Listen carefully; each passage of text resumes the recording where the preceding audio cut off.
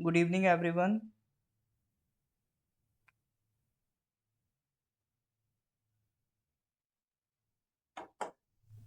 हाँ जी। Audio video clear है आप लोगों तक?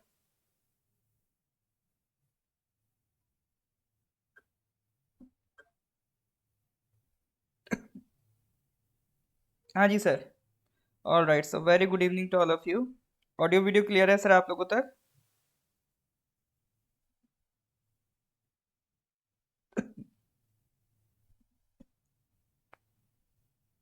Okay sir.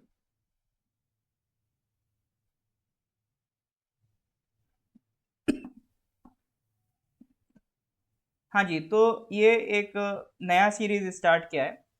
एक्चुअली पहले मैंने स्टार्ट किया था एपी पीएससी और एपी एसएसबी के क्वेश्चन, ठीक है। उसमें एपी पीएससी के जो एग्जाम होते थे उससे रिलेटेड क्वेश्चंस भी हम डिस्कस करते थे।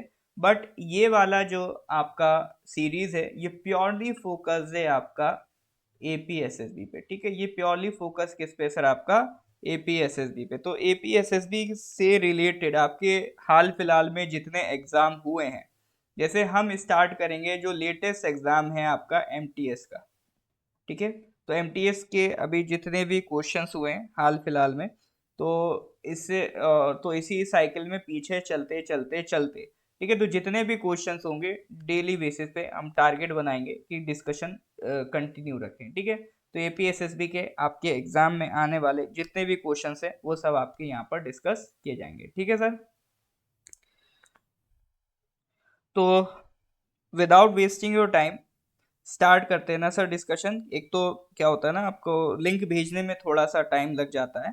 तो अगर आपका क्लास स्टार्ट हो जाया करे और म्यूट रहा करे तो आप 2 4 5 मिनट वेट कर लिया करिए, क्योंकि 100 नहीं, मेरे ख्याल से 200+ ग्रुप्स हैं, उनमें हमें लिंक शेयर करना पड़ती है, करते करते 10 मिनट करीब लग ही जाते हैं ना।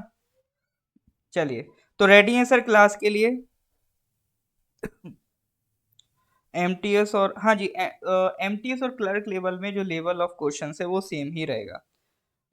करंट अफेयर्स क्लास एक हफ्ता ड्रॉप करके फिर उसके अगले हफ्ते से फिर से स्टार्ट होगा, ठीक है।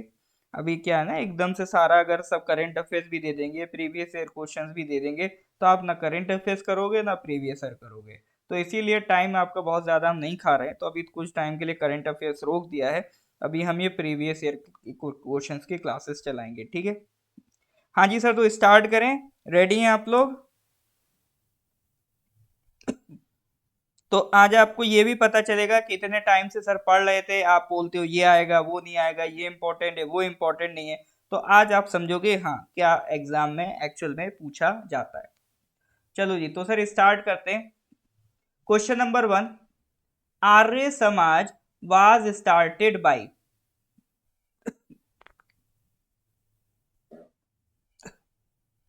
सॉरी, थोड़ा सा एक्चुअली खांसी हो गई ना। Arya Samaj was started by Rabindranath Tagore, Raja Ram Mohan Roy, Swami Dayanand Saraswati या केशव चंद्र सेन। हाँ जी सर, करेक्ट आंसर क्या होगा? आर्य समाज किसने स्टार्ट किया था?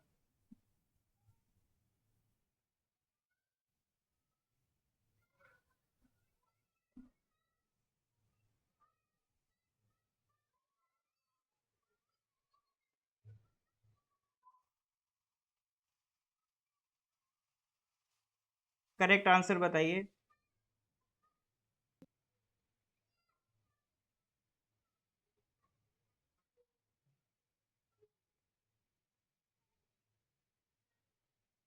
Okay sir. Swami Dayanand Saraswati. Okay, तो सब लोग एक ही आंसर दे रहे हैं, बिल्कुल ठीक है। तो ये हिस्ट्री का क्वेश्चन है। आर्य समाज से रिलेटेड आपको हिस्ट्री में पढ़ाया जाता है। तो आर्य समाज सर किसने स्टार्ट करा था? बिल्कुल करेक्ट आंसर है स्वामी दयानंद सरस्वती, ठीक है। तो आर्य समाज था क्या? एक Hindu monotheistic socio religious movement है। ये देखो, हिंदुइज्म में जो मोनोथीस्ट सेक्शन है ये उसमें बिलीव करते हैं, मतलब एक ईश्वर में, है ना। एक सोशियो रिलीजियस मूवमेंट है जो किसने आपका स्टार्ट किया था? स्वामी दयानंद सरस्वती ने इन 1875 इन बॉम्बे, ठीक है। तो इन्होंने आपका वेदास के बेसिस पे काम किया था, supports the practices and principle based on the authority of Vedas and it's important in the Hindu religion to bring back the true spirit of Hinduism. तो हिंदुइज्म को रिवाइव करने का भी आप एक काम कह सकते हैं, ये आर्य समाज ने किया था। ठीक है, तो सोशो रिलीजियस मूवमेंट के तौर पर भी आपका ये काम हुआ था। ठीक है, तो ये हो गई सर बात आर्य समाज की। चलो तो नेक्स्ट क्वेश्चन पे आते हैं सर, क्वेश्चन नंबर 2 पाटलिपुत्र के ऊपर क्वेश्चन है।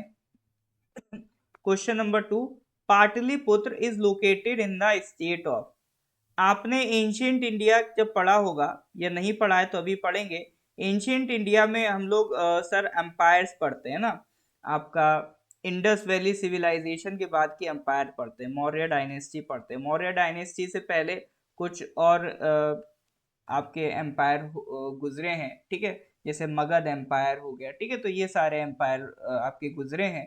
तो महाजनपदा का जो पीरियड है, तो इस टाइम आपने एक सिटी पढ़ा होगा पाटलिपुत्र।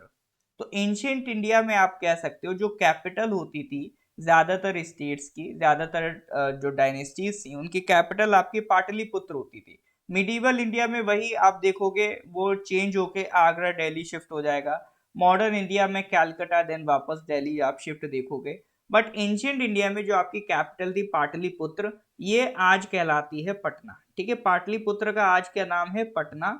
और पटना किस स्टेट में है, ये सर बिहार की कैपिटल है पटना। ठीक है, तो पाटलिपुत्र। तो आप देख सकते हो सर कितना बेसिक सा सवाल आपसे पूछा गया है।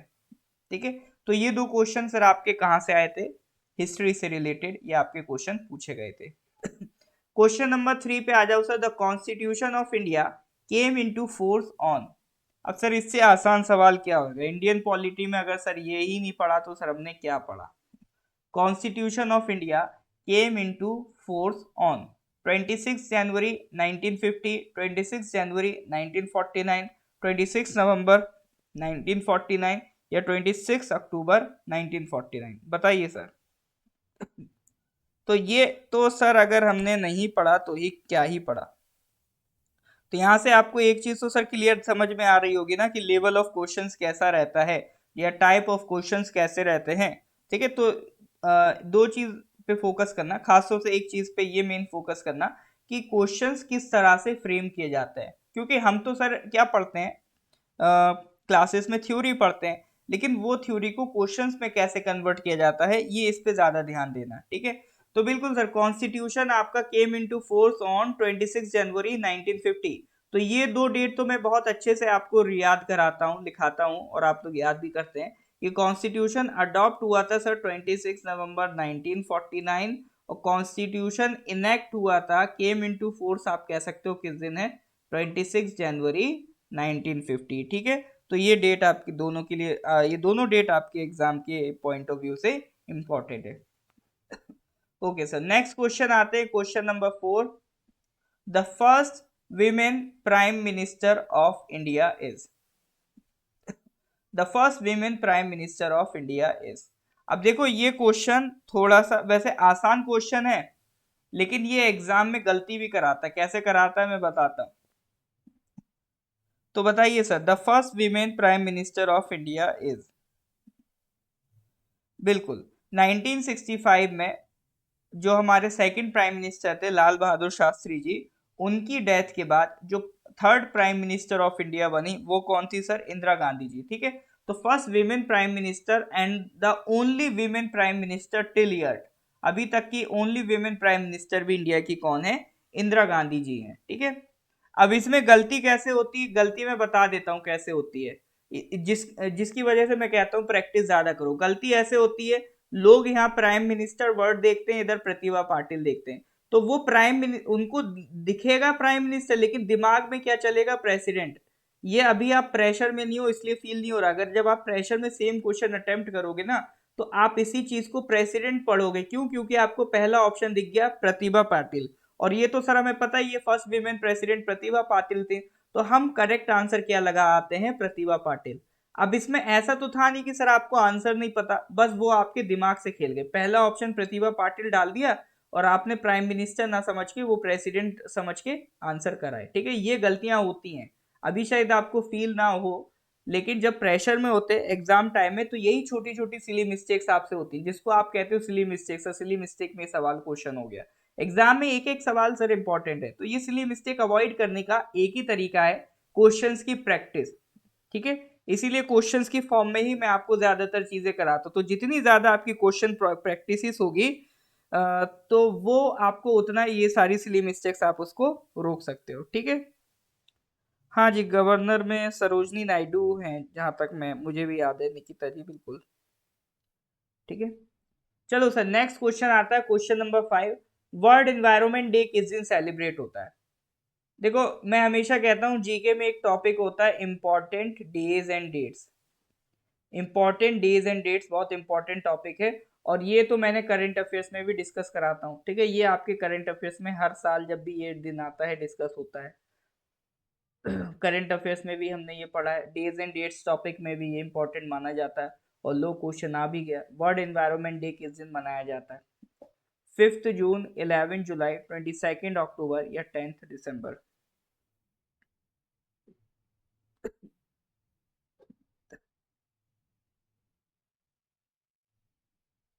चलो, ये अच्छी बात है कि मेजोरिटी आज आप लोग आंसर सही दे रहे हो, ठीक है। मेजोरिटी अपने जो अपने स्टूडेंट्स हैं, आंसर गलत नहीं आ रहे सर, आंसर तो अपने सही आ रहे हैं, ठीक है। तो वर्ल्ड एनवायरनमेंट डे सर किस दिन बनता है? बाकी लोग भी देखो, अटेम्प्ट करो। क्वेश्चन नहीं भी आता फिर भी कुछ तो दिमाग लगाओ, कुछ भी लॉजिक लगा के अटेम्प्ट करने की कोशिश करो, एक हैबिट डालो सर क्वेश्चन अटेम्प्ट करने की, है ना। कुछ भी लॉजिक लगाओ, आपको जो भी लॉजिक लगता हो कि नहीं सर एनवायरनमेंट गर्मी जून में बढ़ जाती तो जून लगा देता हूँ, कुछ भी अपना लॉजिक एक्टिव करने की कोशिश करो। धीरे धीरे आपको इस समझ में आएगा कि इस चीज से कितना फायदा है, ठीक है। तो वर्ल्ड एनवायरनमेंट डे सर हम सेलिब्रेट करते हैं, करेक्ट आंसर इज 5 जून। 5 जून को ही क्यों करते हैं? देखो, एनवायरनमेंट में मैं आपको दो चीज हमेशा बताता हूँ कि आज आप एनवायरनमेंट में जितनी भी कॉन्फ्रेंसेस देखते हो, जितनी भी आप प्रोटोकॉल्स देखते हो, जितनी भी कॉन्फ्रेंस ऑफ पार्टीज देखते हो, तो इसके लिए दो इंपॉर्टेंट कॉन्फ्रेंसेस है, वहीं से सब कुछ निकला है। पहली आपकी स्टॉकहोम कॉन्फ्रेंस हुई थी, ठीक है। तो हमेशा यह ध्यान रखना, एनवायरनमेंट से रिलेटेड दो बड़ी कॉन्फ्रेंसेस, सब कुछ वहीं से निकला है। तो पहली स्टॉकहोम कॉन्फ्रेंस थी 1972 की, दूसरी थी सर आपकी रियो अर्थ समिट, ठीक है। दूसरी थी आपका रियो अर्थ समिट 1992। इसी स्टॉकहोम कॉन्फ्रेंस से आपको एक बॉडी क्रिएट की गई थी, यूएनईपी। यूएनईपी इसी के बाद क्रिएट हुआ था, स्टॉकहोम कॉन्फ्रेंस से निकली थी। रियो अर्थ समिट से एक इंपॉर्टेंट बॉडी निकली थी, UNF triple C, United Nation framework convention to combat climate change. तो रियो अर्थ समिट से निकली थी UNF triple C, Stockholm conference से निकली थी आपका यूएनईपी, ठीक है। तो आपका जो स्टॉकहोम कॉन्फ्रेंस थी वो किस दिन स्टार्ट हुई थी? 5 जून को स्टार्ट हुई थी। तो इसी 5 जून को याद करने के लिए इस दिन को हम कैसे सेलिब्रेट करते हैं? वर्ल्ड एनवायरनमेंट डे, ठीक है। तो the UN general assembly designates 5 June as world environment day, marking the first day of the Stockholm conference on the human environment, ठीक है। तो इसका पूरा नाम था Stockholm conference on the human environment. और इसी कॉन्फ्रेंस के बाद से एक बॉडी क्रिएट हुई थी, यूनाइटेड नेशन एनवायरनमेंट प्रोग्राम, ठीक है। और यूएनईपी का हेडक्वार्टर कहाँ है sir? United Nation environment program, इसका हेडक्वार्टर बताइए जरा। हाँ जी सर, यूएनईपी का हेडक्वार्टर कहाँ है?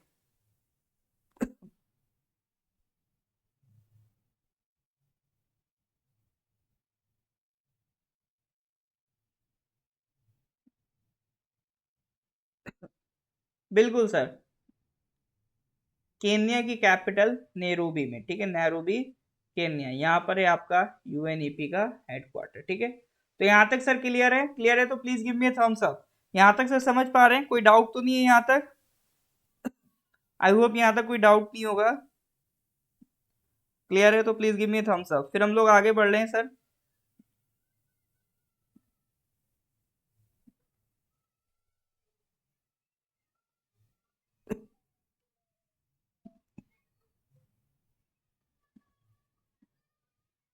ठीक है सर, अगले क्वेश्चन की तरफ बढ़ रहे हैं। Question number 6, the largest ocean in the world.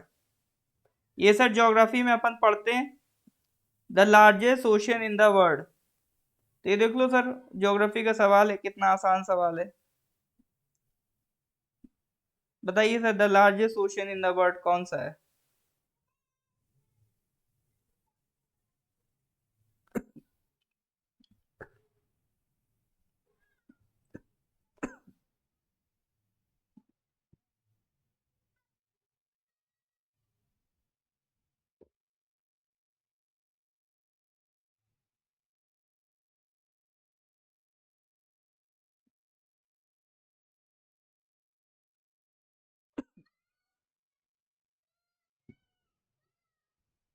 हाँ sir, correct answer is Pacific. ठीक है, largest ocean in the world is Pacific. ध्यान रखिएगा, दुनिया का सबसे बड़ा ओशन कौन सा है आपका? पैसिफिक। पैसिफिक लार्जेस्ट भी है और ये आपका डीपेस्ट ओशन भी, दोनों ही है सर। ठीक है, पैसिफिक आपका लार्जेस्ट भी है और डीपेस्ट भी है। पैसिफिक ओशन किधर है? ये देख लो, ये अपना एशिया है, और एशिया से इधर ईस्ट जाओगे तो एशिया, और इधर आपका ये अमेरिका, इसके बीच में ये जो वाटर बॉडी है, ये क्या कहलाता है आपका? Pacific ocean. ठीक है, तो ध्यान रखना, ये एशिया और अमेरिका के बीच है। क्वेश्चन ऐसे भी बन सकता है, अगर उसको लेवल बढ़ा के क्वेश्चन बनाना है तो पूछ लेगा, अच्छा बताओ अमेरिकन कॉन्टिनेंट्स और एशिया, इनके बीच में कौन सा आपका ओशन आता है? तो इनके बीच में आता है पैसिफिक ओशन। इसी तरह से अमेरिका और यूरोप अफ्रीका, इनके बीच कौन सा ओशन आता है? इनके बीच आता है अटलांटिक ओशन। ठीक है, चलो जी, आगे आगे ना भागें बराए मेहरबानी, साथ ही साथ चलें। ठीक है, India is in the continent of, India sir कौन से कॉन्टिनेंट में? बताओ सर, क्या ही पूछ लिया मतलब। ठीक है, तो क्या ये क्वेश्चंस आप अटेम्प्ट नहीं कर सकते हो? तो ऐसा क्यों होता है सर, हमारा कट ऑफ नहीं क्लियर हो रहा है? क्वेश्चन तो सर इतने आसान है। तो एक ही रीजन है, एग्जाम टाइम में हमारी प्रैक्टिस की कमी, हम क्वेश्चन प्रैक्टिस नहीं करके जाते हैं, तो वहां पे डिप्रेस हो जाते हैं, आता हुआ गलत कर देते हैं। दूसरा, रिवीजन की कमी, कई बार हमें आता है लेकिन हमने रिवाइज नहीं करके गए होते हैं तो गलत कर देते हैं। तो ऐसा तो कुछ नहीं पूछ लिया कि सर मतलब चांद की मिट्टी का फॉर्मूला पूछ लिया हो, है ना? तो सवाल बिल्कुल सिंपल है, और अमूमन आप पढ़ ही लेते हो ये सारी चीजें। ठीक है, इंडिया सर कहाँ पर है? India is in the continent of Asia. ठीक है, तो 7 कॉन्टिनेंट्स है, ये एशिया वाला जो पार्ट है इसमें अपना इंडिया, ये रहा इंडिया। ठीक है, उसके अलावा और कॉन्टिनेंट, ये ऑस्ट्रेलिया है, ये अफ्रीका है, ये अंटार्कटिका है, ये साउथ अमेरिका, ये नॉर्थ अमेरिका और यूरोप। अगर बाई साइज लार्जेस्ट कॉन्टिनेंट आपसे पूछे तो कौन सा कॉन्टिनेंट बोलोगे आप?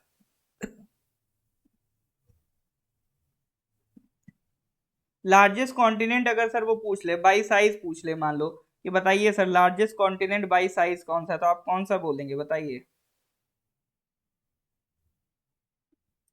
एशिया बोलेंगे? बिल्कुल सर, बाई साइज अगर आपसे पूछ ले तो लार्जेस्ट कॉन्टिनेंट कौन सा है?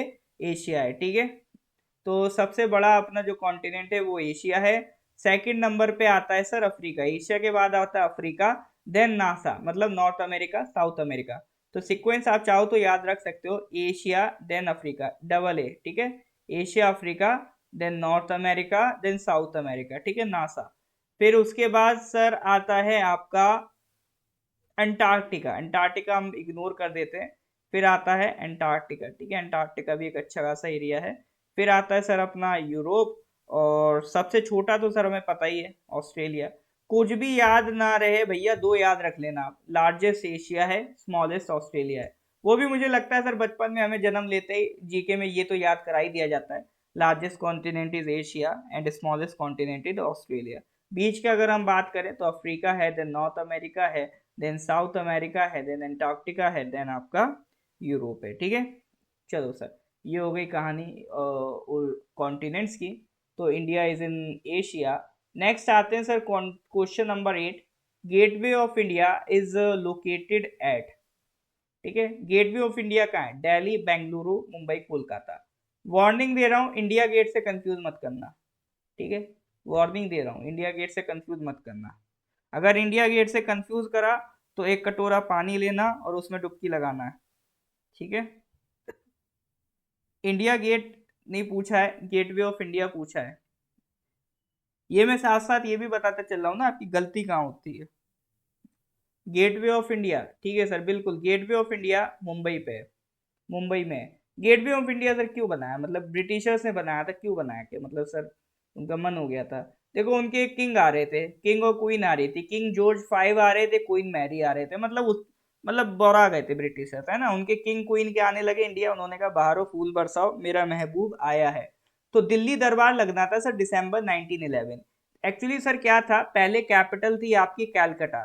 तो 1911 के टाइम पे हम कैलकट जो कैपिटल है कैलकटा से शिफ्ट कर रहे थे दिल्ली। तो उस टाइम आपका ऑर्गेनाइज हो रहा था दिल्ली दरबार, इंडिया की जितने भी रॉयल फैमिलीज थी वो इनवाइटेड थे, आपका ब्रिटेन के क्वीन किंग और उनकी क्वीन भी इनवाइटेड थे। तो एक बहुत बड़ा इवेंट था इंडिया में उस टाइम ये। तो इन्हीं की खुशामद के लिए, इन्हीं के वेलकम के लिए आपका ये गेट क्रिएट किया गया था, ये था आपका गेटवे ऑफ इंडिया। तो इसकी कहा जाता है जो डिजाइन है इसको इंडो सार्सेनिक स्टाइल मानते हैं, इंडियन और इस्लामिक आर्किटेक्चर का मिक्सचर है ये जो आपका डिजाइन है। और मानते हैं कि सर इसी तरह का गेट ना आर्क दे ट्रियम्फ, मतलब विक्ट्री गेट एक इस तरह का आपका ये बना हुआ है फ्रांस में भी, पेरिस में इस तरह का गेट है, कहा जाता है उसी से कॉपी करता हुआ इन लोगों ने यहाँ पर बना दिया, ठीक है।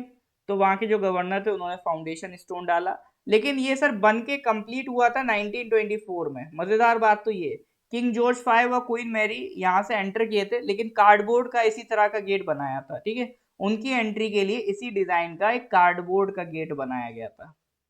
अब ऑब्वियसली बात है इसको 13 साल लग रहे हैं बनने में, तो अ, मतलब 13 साल पहले तो डिसाइड नहीं हुआ होगा ना कि किंग आने वाले हैं, ठीक है। थैंक यू आला जी। सार्सेनिक मतलब वही इंडो इस्लामिक, ठीक है, सार्सेनिक इस्लामिक से रिलेट हो गया, ठीक है। तो ये आपका कार्डबोर्ड का पहले गेट था उनकी एंट्री के लिए, मतलब उन्हें किंग को दिखा दिया था कि देखो भाई ऐसा है कि जब आप एंटर करोगे तो इस तरह का गेट आपको मिलेगा आने वाले दिनों में। 1924 में जाके ये आपका कंप्लीट हुआ था। तो ये दो तीन चीजें ध्यान रखने ना, गेटवे ऑफ इंडिया मुंबई में बना है, किसकी एंट्री के लिए बनवाया गया था, किंग जॉर्ज फाइव और इनकी क्वीन मैरी के लिए, ठीक है, दिल्ली दरबार के टाइम पे ये बना था। चलो सर इतना याद है तो बहुत है। तो नेक्स्ट आ जाओ question number 8। Question number 9, the animal which is called as ship of the desert. Ship of the desert किसे कहा जाता है, एक किस जानवर को रेगिस्तान का जहाज कहा जाता है, शिप ऑफ द डेजर्ट।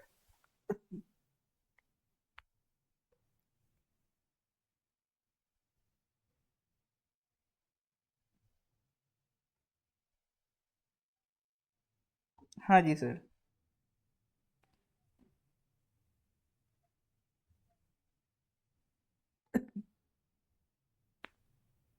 अब सर डेजर्ट की बात आती तो हमें एक ही जानवर याद आता, पोलर बियर तो नहीं लगा रहा है ना कोई, मतलब रेगिस्तान में बियर ना, पोलर बियर ना भेज देना सर। ठीक है, रेगिस्तान की बात आ रही तो कैमिल लगाते हैं। कैमिल को क्यों कहा जाता है sir ship of the desert, actually इनके पास जो वाटर स्टोरेज की कैपेसिटी होती है वो बहुत ज्यादा होती है। एक बार एक सिंगल टाइम में ये जो आपका कैमिल है वो पानी पी के इतना पानी स्टोर कर सकता है कि उसके अगले 10 दिन उसे पानी की जरूरत नहीं पड़ेगी, ठीक है। तो कैमिल के जो हम्स होते हैं आपने देखा होगा, कैमिल के इस तरह से हम्स होते हैं, मतलब ये मान लो एक कैमिल है ना, मतलब ये कैमिल है तो कैमिल की ये हम्स होते हैं, ठीक है। तो जो हम्स इतने इसकी स्टोरेज रखते हैं कि एक बार अगर कोई ऊँट पानी पी ले तो 10 दिन तक उसे पानी की जरूरत नहीं पड़ती है, ठीक है। इसीलिए उसको क्या कहते हैं sir, ship of the desert. Drawing पे मत जाना ना, थोड़ी टांगे लंबी कर दो, वो जगह कम पड़ेगी, ठीक है। चलो जी, तो ये हो गया सर क्वेश्चन नंबर 9।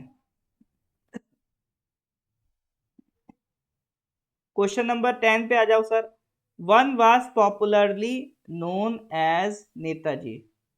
ठीक, अब देखो जैसे क्वेश्चन नंबर 9 था ये तो मतलब बिल्कुल ये कहीं आपको हो सकता है ना पढ़ाया जाए, लेकिन ये कह सकते हो सर लॉजिक से सॉल्व कर सकते हो, थोड़ा इसमें लॉजिक आपका जरूरी लगेगा और ये आप इसको सॉल्व करते हो। तो ये उस तरह के क्वेश्चन है जो आपको कोई पढ़ाता नहीं है, लेकिन हाँ आप अपने लॉजिक से इसको सॉल्व कर सकते हो, एप्टीट्यूड अपना डेवलप करो, उससे इजीली इसको सॉल्व कर सकते हो, ठीक है।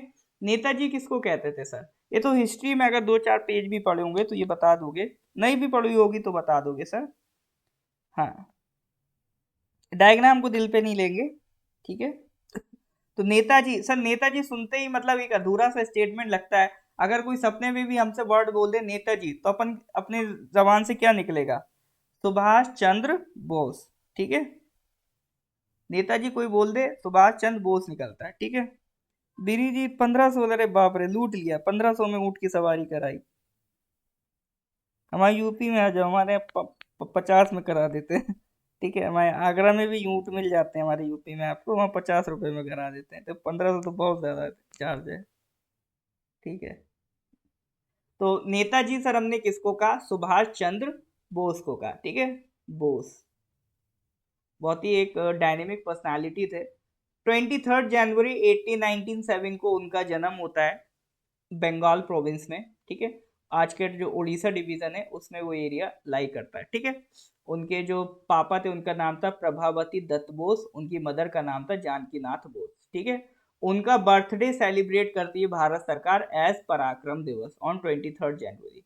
देखो वो एक फ्यू ऑफ द इंडियंस थे कि जिन्होंने इंडियन सिविल सर्विस का एग्जाम निकाला था, ठीक है। जैसे आज का आईएएस का एग्जाम होता है, तो पहले इंडियन सिविल सर्विस का एग्जाम होता था, लेकिन बाद में फिर रिजाइन भी कर दिया क्योंकि उनकी सरकार से नहीं बनी, क्योंकि वो उनकी गवर्नमेंट के अगेंस्ट पॉलिसीज थी।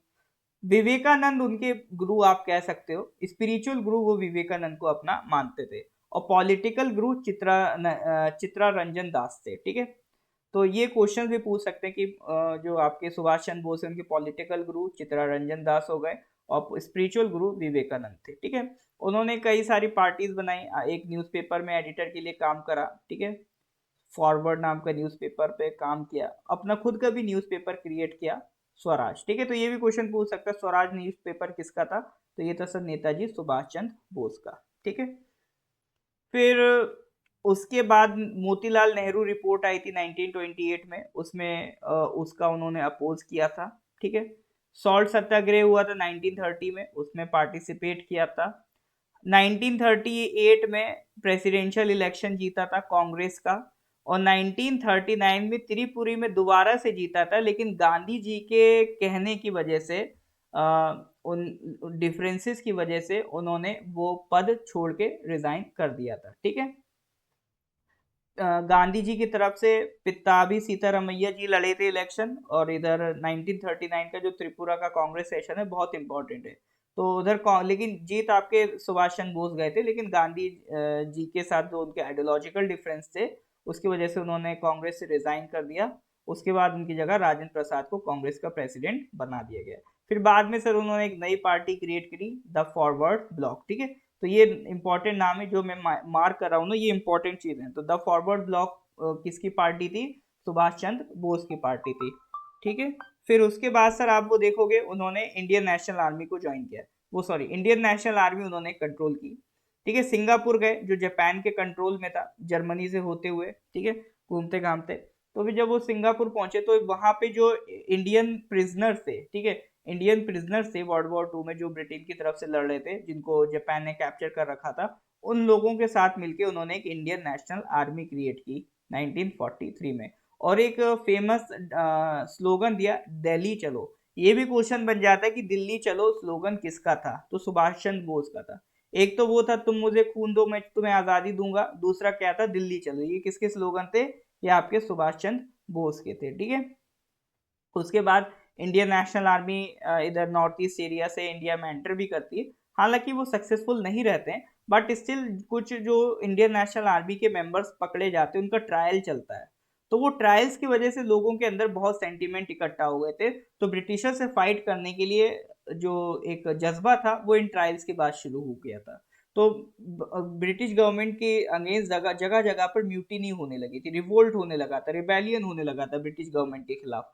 तो आईने ट्रायल्स एक बहुत बड़ा इंपॉर्टेंट रोल प्ले करते हैं ब्रिटिश म्यूटिनी में, ठीक है। उसके बाद 1949 में ताइवान में प्लेन क्रैश में उनकी डेथ होती है, तो उसके रिलेटेड भी बहुत सारी मिस्ट्रीज हैं, कुछ का मानना उनकी डेथ हुई थी, कुछ का मानना वो कॉन्स्पिरेसी थी, दैट्स ऑल, बस वो चलता रहता है। बट जो चीज विजिबल है जाहिरी तौर पे अगर हम बात करें कि क्या हमें दिखता है, दिखता तो ये कि हाँ 1949 में प्लेन क्रैश में उनकी डेथ हुई थी, ठीक है। हाँ, सबमरीन में सफर करते थे जब वो जर्मनी वगैरह जा रहे थे, जर्मनी से सिंगापुर जा रहे थे, तो जो उनका ट्रैवलिंग थी वो सबमरीन के थ्रू हो रही थी, ठीक है। वो देखा होगा आपने वेब सीरीज आई थिंक। ठीक है सर। तो that was few glimpse of the life of Netaji Subhash Chandra Bose. तो देखो वहां पर एक क्वेश्चन आया सुभाष चंद्र बोस से रिलेटेड, तो उस पे और क्या क्वेश्चन बन सकते हैं सुभाष चंद्र बोस की लाइफ से रिलेटेड, वो सारे क्वेश्चन भी आपका एक बार मैंने गो थ्रू करके यहाँ पर डिस्कस कर लिए। ठीक है, उम्मीद है कुछ आपको यहाँ पर सीखने को मिला होगा। हाँ जी सर, यहाँ तक क्लियर है कि नहीं? इज दैट क्लियर और नॉट? क्लियर है sir, please to give me a thumbs up. यहाँ तक समझ पा रहे हैं कि नहीं समझ पा रहे हैं? ठीक है, बताइए सर। हाँ, ऐसा कहा जाता है कि गुमनामी बाबा, एक बाबा मिलते थे गुफा में, वो गुमनामी गुमनामी बाबा उनका रख दिया, लेकिन वो मतलब ऐसा कोई बस कही अनकही बात है, उन पे हम सीरियस, जहाँ जहाँ तक हम जिस चीज़ के फैक्ट नहीं होते वो हम डिस्कस नहीं करते हैं। ठीक है, तो इसलिए गुमनामी बाबा के फैक्ट नहीं है हमारे पास। हो सकता हूँ, हो सकता ना हो, कौन कह सकता है। ठीक है, चलो जी, आई होप यहाँ तक चीज़ें क्लियर होंगी। अगले क्वेश्चन की तरफ आगे बढ़ते हैं sir. Question number 11, the first Indian women to climb the Mount Everest is. ये तो सर देखो जीके का सवाल है, बचपन में पढ़ा दिया जाता है। ठीक है, हाँ जी sir, the first Indian women to climb Mount Everest is, बताइए सर कौन है? बचेंद्री पाल, संतोष यादव, एडमंड हिलेरी, या नन ऑफ द अबव?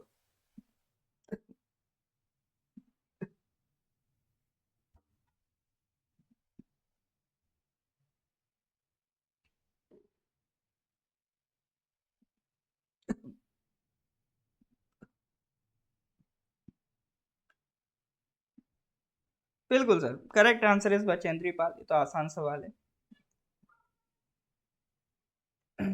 वैसे इसके चार ऑप्शन है, चौथा चलो मैं हटा देता हूँ अपनी तरफ से।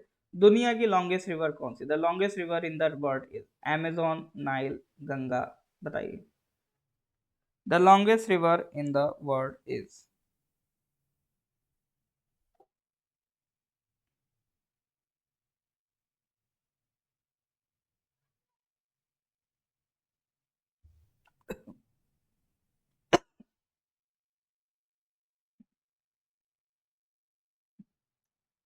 हाँ जी सर, लॉन्गेस्ट रिवर हम किसको बोल रहे हैं?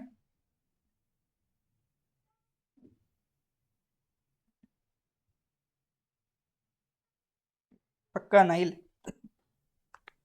सॉरी। हाँ जी सर, लॉन्गेस्ट रिवर की बात करें तो वो कौन सी है सर? आपका नाइल रिवर है। ठीक है, तो the longest river in the world is Nile. बाकी लोग कमेंट तो करा करो भाई। देखो इसमें भी थोड़ा सा डिस्प्यूट चलता है, जैसे ब्राजील कहती लॉन्गेस्ट अमेजोन है, लेकिन हम लॉन्गेस्ट नाइल को मानेंगे। ठीक है, अपने डेटा के हिसाब से, आप अपने एग्जाम के हिसाब से लॉन्गेस्ट नाइल को मानना।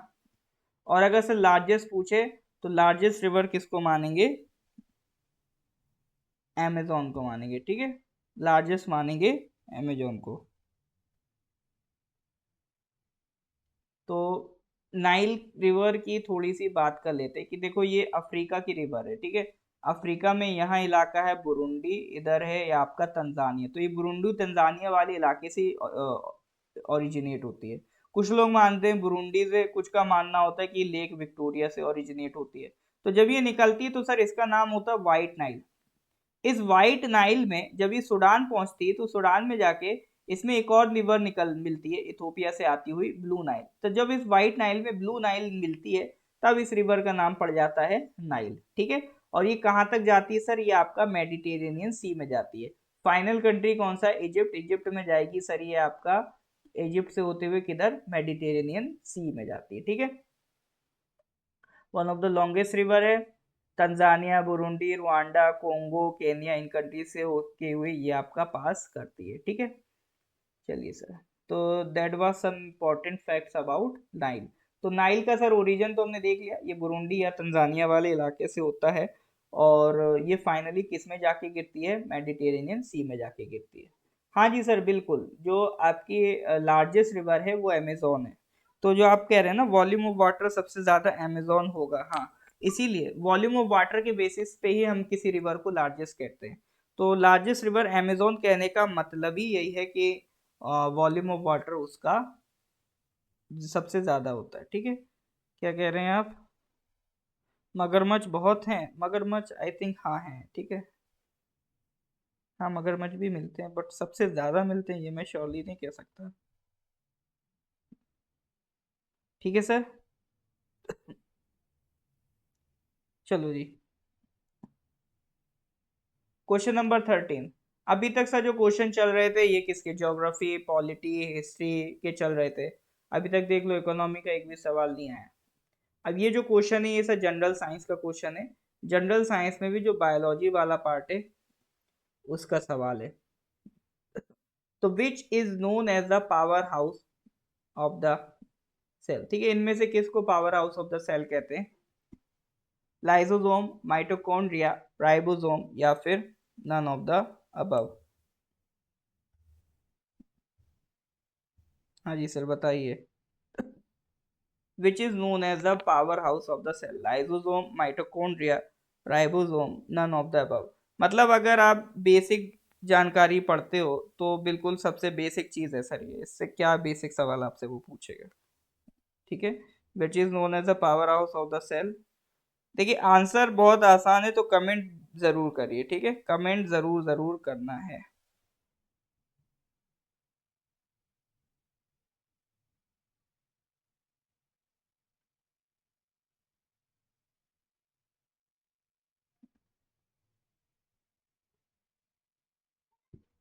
Power house of the cell, बिल्कुल sir, power house of the cell किसको कहते हैं? माइटोकॉन्ड्रिया। तो सेल के जो पार्ट्स होते हैं, एक सेल के पार्ट को हम कहते हैं सेल ऑर्गेनेल्स, ठीक है। तो ये एक सेल का बेसिक डायग्राम है।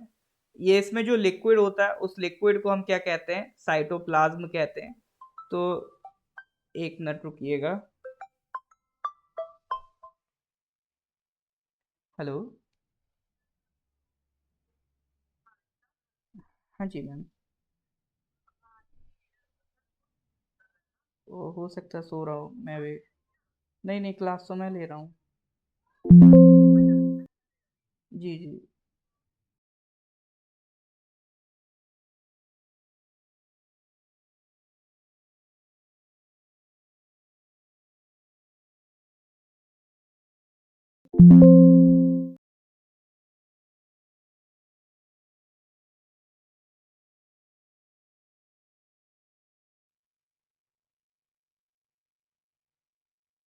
ओके।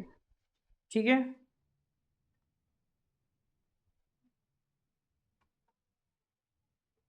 हाँ।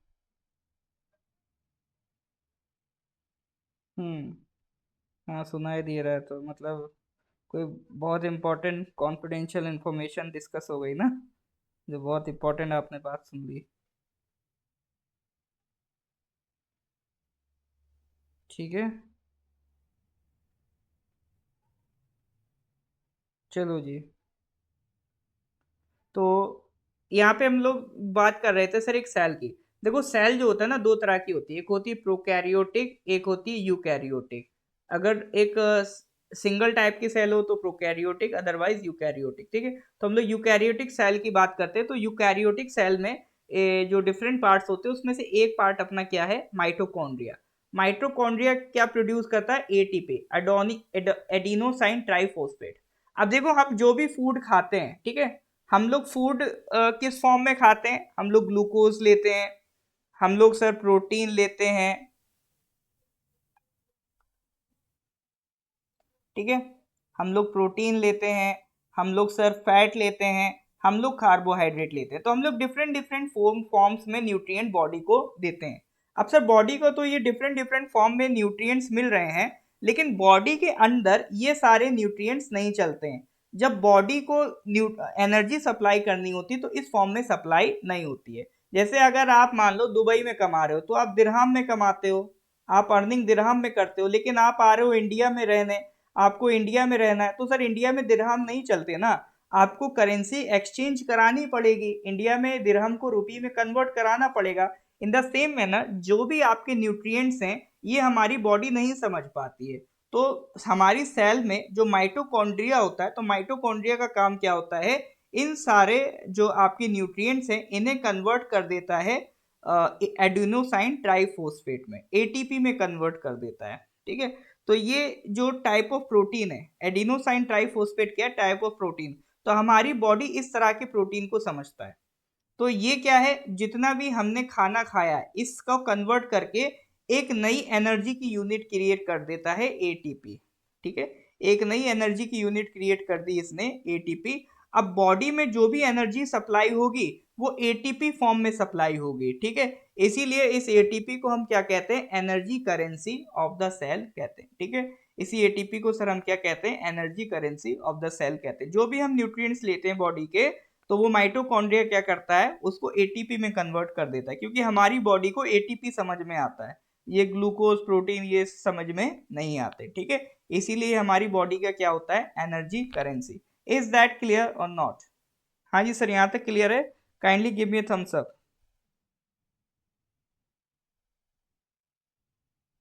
हाँ जी सर, क्लियर है कि नहीं है?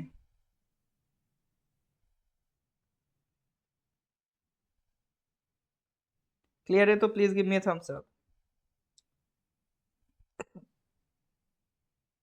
चलो जी, तो अगले क्वेश्चन पे आ जाओ, क्लियर है तो। The planet is known as the red planet. हाँ जी सर, किस प्लैनेट को रेड प्लैनेट कहा जाता है?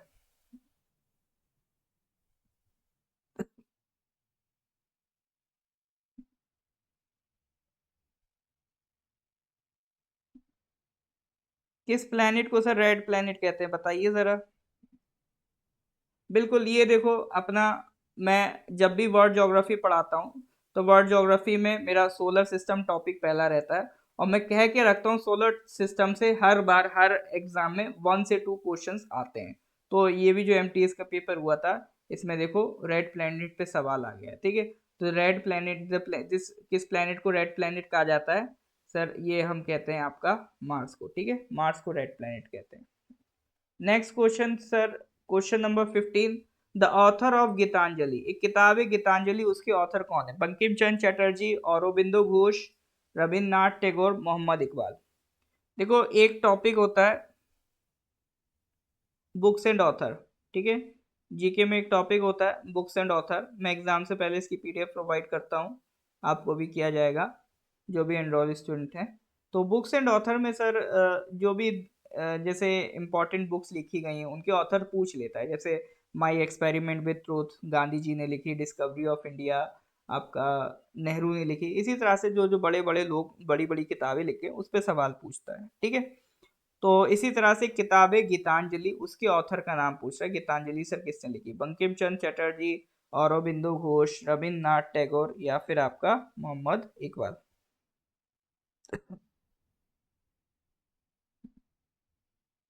बताइए सर। तो इसका अगर हम करेक्ट आंसर देखें तो सर बिल्कुल correct answer is Rabindranath Tagore, ठीक है। तो ये गीतांजलि किताब किसने लिखी है? ये किताब लिखी है सर आपका रविन्द्रनाथ टैगोर ने, ठीक है। ऑल राइट सर, तो यहाँ तक चीज़ें क्लियर हैं, ठीक है। नाथ लिखना भूल गए, कोई बात नहीं। Question number 16। क्वेश्चन नंबर 16 कितना आसान है sir. Highest mountain peak of the world कौन सी है सर? हाईएस्ट माउंटेन पीक, जल्दी से बताओ, जल्दी से बताओ, हाईएस्ट माउंटेन पीक कौन सी है? तो ये सब जब वर्ल्ड ज्योग्राफी हम पढ़ते हैं तो वर्ल्ड ज्योग्राफी में मैं इंपॉर्टेंट माउंटेन पीक्स लिखाता हूँ, माउंटेन रेंजेस लिखाता हूँ, ठीक है। तो वो सब आपको इवन याद भी करते हैं ना कि कौन कौन सी इंपॉर्टेंट माउंटेन पीक्स है, उनकी हाइट वगैरह। तो इसमें हाईएस्ट पीक, वॉइस इधर आ रहा है, किसको? बीरी जी इधर वॉइस चल रहा है, ठीक है। आप एक बार ना वीडियो को बंद करके दोबारा से ऑन करिए, वॉइस तो क्लियर है ना? बाकी लोगों को आ रहा है ना वॉइस? ठीक है, तो बिल्कुल सर इसका correct answer is mount Everest. तो हाईएस्ट पीक दुनिया की कौन सी है? माउंट एवरेस्ट है। चलो जी, बहुत टफ सवाल है sir. Rome is the capital of, ठीक है, कंट्रीज एंड कैपिटल। ये भी मैं एक जीके का टॉपिक बोलता हूँ, ठीक है। ये भी मैं एक जीके का टॉपिक बोलता हूँ, ये आपको करना होता है। मैं करंट अफेयर्स में जब भी क्वेश्चन कराता हूँ, कोई भी कंट्री आती है तो उसकी कैपिटल जरूर डिस्कस करते हैं हम लोग, ठीक है। कंट्री कैपिटल करेंसी इस पे भी क्वेश्चन बनते हैं, देखो बन गया। तो कंट्रीज एंड कैपिटल कैटेगरी का ये टॉपिक है। तो कंट्रीज एंड कैपिटल का टॉपिक है, रोम इज द कैपिटल ऑफ। फिर भी लेकिन ऐसे कोई बहुत टफ नहीं पूछ ली। तो Rome is the capital of Italy, ठीक है। कोई बहुत टफ सवाल इन्होंने नहीं पूछ लिया। Agra is situated on the bank of river. अब देखो, इंडियन ज्योग्राफी जब आपका चलता है तो इंडियन ज्योग्राफी में मैं आपसे हमेशा से कहता हूँ कि एक टॉपिक है कि सर हाँ कौन से शहर के, कौन सी नदी किस शहर के किनारे है। तो उसका एक पूरा लिस्ट मैं आपको इंडियन ज्योग्राफी में प्रोवाइड करता हूँ, कि ब्रह्मपुत्रा गुवाहाटी किसके किनारे, ब्रह्मपुत्रा के किनारे, ठीक है। दिल्ली किसके किनारे, यमुना के किनारे। तो इसी तरह लखनऊ किसके किनारे, गोमती के किनारे। तो इस तरह के क्वेश्चंस आपके बनते हैं, ठीक है। तो ये क्वेश्चन देखो बन गया, आगरा किस रिवर के किनारे, यमुना के किनारे, ठीक है। यमुना के किनारे Agra. Question number 19, gram panchayat is elected for the period of, gram panchayat कितने सालों के लिए इलेक्ट की जाती है, 6 साल, 5 साल, 3 साल या 2 साल। ये भी सर इंडियन पॉलिटी का सवाल है, तो ये कोई बहुत टफ सवाल नहीं है, आप लोग अटेम्प्ट कर सकते हो। हाँ निकिता जी, इसी तरह से गैस कर करके ही करने होते हैं, ठीक है। तो देखो 73rd जो अमेंडमेंट किया गया था कॉन्स्टिट्यूशन का 1992 में, उसके तहत हमने जो पंचायती राज सिस्टम है उसको ऑर्गेनाइज किया था। तो पंचायत को ऑर्गेनाइज किया था 73rd अमेंडमेंट से। तो इसी अगर आप अमेंडमेंट में आप देखोगे तो एक पार्ट 9 में पंचायत के बारे में लिखा गया, ठीक है। पार्ट 9 पंचायत के बारे में लिखा गया, और इसमें आर्टिकल 243 से लेकर आर्टिकल 243 ओ लिखे गए, ठीक है। पंचायत से बारे में कौन से आर्टिकल हैं, 243 से लेकर 243 ओ। और पंचायत की जो भी पावर है वो किधर लिखी है सर, वो सब लिखी है आपका शेड्यूल 11 में, ठीक है। पंचायत की पावर सर हमने किस में लिखी, शेड्यूल 11 में। तो पंचायत आपकी 3 लेवल पे बनती है, एक तो आपकी ग्राम पंचायत, ठीक है, फिर आपके अंशुलन समिति, ठीक है, फिर उसके बाद आपका जिला परिषद। तो सबसे जो बेसिक बॉडी होती है वो होती है ग्राम पंचायत।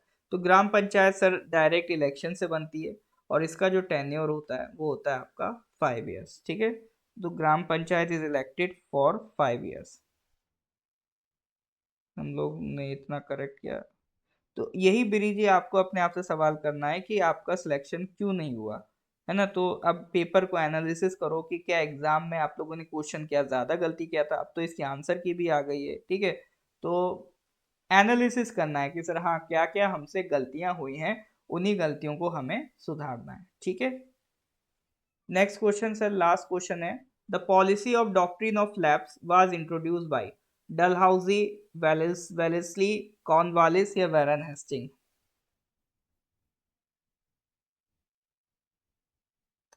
तो मार्क्स नहीं आते हैं हाँ, लेकिन अंदाजा लगाना पड़ता है। बाकी हाँ, लेकिन आंसर की तो एटलीस्ट अब वो दे रहे हैं, तो आंसर की से आप मैच करके अपना स्कोर तो निकाल सकते हो कि आपने कितना स्कोर करा, ठीक है, और क्या गलतियां करी। कई बार क्या होता है हम करेक्ट करके आते हैं, हमें लगता है कि सही होगा, लेकिन वो सिली मिस्टेक हो चुकी होती है ना। तो वो तब पता चलेगा जब आप उसको आंसर की से मैच करोगे। Policy of doctrine of lapse, ये तो सर मॉडर्न हिस्ट्री में हम पढ़ती हैं, डलहाउजी लेके आया था। डॉक्ट्रिन ऑफ लैप्स में क्या होता था सर, डॉक्ट्रिन ऑफ लैप्स में आपका डलहाउजी डलहाउजी का गवर्नर जनरल का टेन्योर था 1846 से 1856, इंडिया का गवर्नर जनरल था इस टेन्योर में। तो वो पॉलिसी लेके आया था डॉक्ट्रिन ऑफ लैप्स, जिसमें वो क्या करता था, अगर किसी स्टेट के पास उनका नेचुरल या बायोलॉजिकल मेल सक्सेसर नहीं है, तो वो kingdom British east India company के अंडर आ जाएगा। ये पॉलिसी लेके आया था। लोग हंसते थे इस पे कि ये क्या है, इससे तो कुछ नहीं होगा, क्योंकि हर राजा का एक मेल सक्सेसर तो कहीं ना कहीं होता ही था, इतनी सारी वो शादियां करता था। लेकिन फिर भी ताज्जुब की बात है, इस तरीके से उसने 50 से ऊपर किंगडम को ग्रैब कर लिया। 50 से ऊपर किंगडम उसने इसी डॉक्ट्रिन ऑफ लैप्स लगा लगा के ग्रैब कर लिए, जिसमें से एक मेजर किंगडम था आपका झांसी, ठीक है। झांसी को डॉक्ट्रिन ऑफ लैप्स लगा के उसने ग्रैब करा था, ठीक है। माउंट एवरेस्ट का हाइट है 8848 मीटर, ठीक है। माउंट एवरेस्ट का हाइट 8848 मीटर। बाकी कंफर्म एक बार और कर लीजिएगा, ठीक है। चलो जी, तो ये हो गए सर क्वेश्चन 20। तो आज सर इतना ही रखेंगे, 20 क्वेश्चन। इसके आगे के क्वेश्चन फिर सर हम लोग ना अगली क्लास में डिस्कस करेंगे। देखो क्लास का जो मेन पर्पस था, मेन पर्पस सर सिंपल यही था आपका कि आप ये एक फील कर सको कि देखो एपीएसएसबी में आप लोग तैयारी कर रहे हो तो क्वेश्चंस किस तरह से पूछे जा रहे हैं। तो जब आपको क्वेश्चंस की क्लैरिटी होगी तो उसी के अकॉर्डिंगली आप प्रिपरेशन भी अपनी आसानी से कर पाओगे। अगर क्वेश्चंस ही नहीं आपको पता है कि किस तरह के पूछे जा रहे हैं, क्योंकि हमने हमेशा कहा है कि कभी भी किसी कंपटीशन की तैयारी करो, एक इसका सिलेबस और उसका प्रीवियस ईयर क्वेश्चन, दो चीजों पे हमेशा कमांड बना के रखो, ठीक है सर। चलो जी, तो आज इतना ही रखेंगे। अगर लेक्चर अच्छा लगा हो तो वीडियो को लाइक कर दीजिएगा, अपने कलीग्स के साथ शेयर कर दीजिएगा। फिर मिलते हैं सर अगली क्लास में, ठीक है। विलियम बेंटिक, माउंट बैटन तो सर आज़ादी के टाइम पे आया था ना, विलियम बेंटिक तो बहुत पहले आया था। माउंट बैटन आया था आपका जब इंडिपेंडेंस मिलने को थी, ठीक है। तो उसमें तो कंफ्यूजन का नहीं है। एक काम करना, अभी तो क्लास एंड करनी है मुझे, और भी क्लास का टाइम है ना, तो आप बेंटिक और माउंट बैटन गूगल कर लेना, थोड़ा थोड़ा पढ़ लेना, क्लियर हो जाएगा, ठीक है। अदरवाइज मेरे को व्हाट्सएप कर देना, ठीक है। चलिए सर, फिर मिलते हैं अगली क्लास में। तो till then, good bye, have a nice day.